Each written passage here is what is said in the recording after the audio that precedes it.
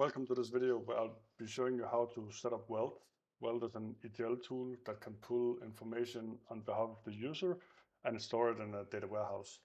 First, I'll show you how to log in with Google. This is a very normal flow. You just select your accounts, then you'll be taken directly to the app.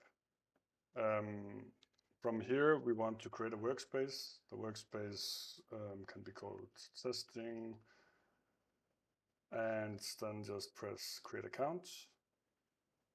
That's already used. So Christian testing. And then we need to set up a data warehouse. This can be done very easily by using a service account, and I'll just be dropping my credentials here and then pressing connect.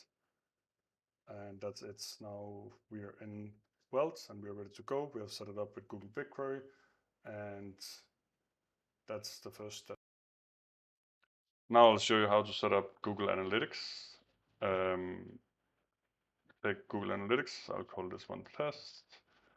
And then I'll use the sign in with Google button. That'll take me to the Google login screen. Up here you can see the full URL. I'll just show you, scroll through it, and then show you in large. This is the login screen for Google Analytics. And we just want to download data. That's the only thing we need for running an ELT tool. I'll just allow it and takes me back, and now you can see that we have the Google Analytics test connection set up, and I can then use that to create a sync afterwards. Right, once we have set up the connection, we can set up the synchronization of data. This will pull data from Google Analytics and store it in the data warehouse that we set up earlier. In this case, BigQuery. We'll select Analytics. We'll select the account of Weld because that's the one I have with data in it. Select add contents and add costs. And then we'll select add which campaign. This is what we want to synchronize data. We want to set it up to synchronize every 5 minutes. We want it to start from the 1st of February. And we don't want to exclude any columns and don't hash any columns. Once we have created this, we can start the sync, and that will then start pulling data into our data warehouse. It stores it under the Google Analytics datasets, and then it will create a new AdWords campaigns database filled with this data. All right, now I'll show you how we set up Google Sheets. Click into the connector, then you select the connector that you want. I'll call this one Google Sheets Test, and we have the sign in button for Google down here. You'll click that one, which takes you to the login screen from Google. Up here you can see the full URL. I'll just scroll through it and then show you in large here.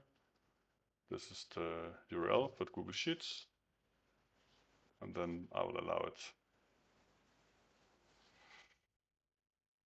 That's it. Now Google Sheets test has been added as a connection, and I can then proceed to set up the sync for that. Following the same recipe as before, we want to now set up the sheet sync. I want to use my test sheet. Then I want to select a named range. This is to show what part of the sheets document we want to synchronize into database. I'll select the users, and then I'll select columns as my dimensions. And I'll use the first row as column names. And again, I want to set up to sync every 5 minutes. Don't want to exclude any of this, and then I'll just create the sync. Same way as before, I can just start it, and that will create a new database, a data set in the data warehouse, and make a database called users in it.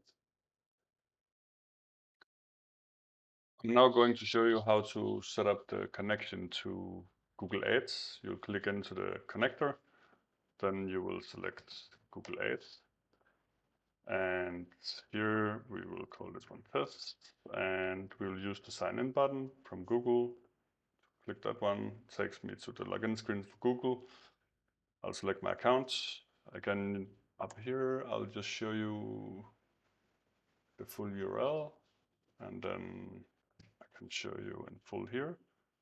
This is the login URL for Google Ads, and then I'll just allow it. And that has now added Google Ads as a connection up here, and we can use that one for a sync. And as I've just shown you before, I will also start a sync now towards our Google Ads account that I just set up. Choose Google Ads.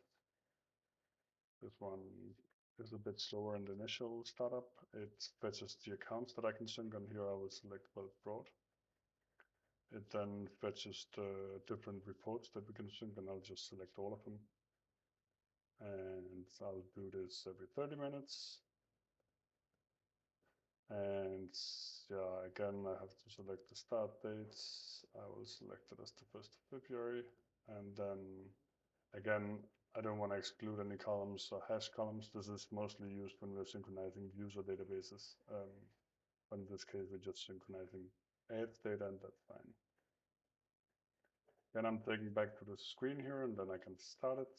And as you can see, there's more databases being synced here.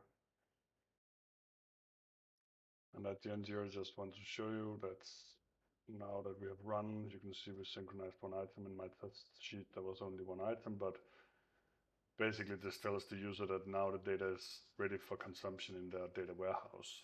And that is the extent of what we're using these scopes for, is just to pull data out of whatever tool that the user might need to analyze, and then put it into the data warehouse, supporting different warehouses, Google BigQuery, Snowflake, etc. And as you can see, 5 minutes later, we're starting another one here. So that's the extent of the use for these scopes.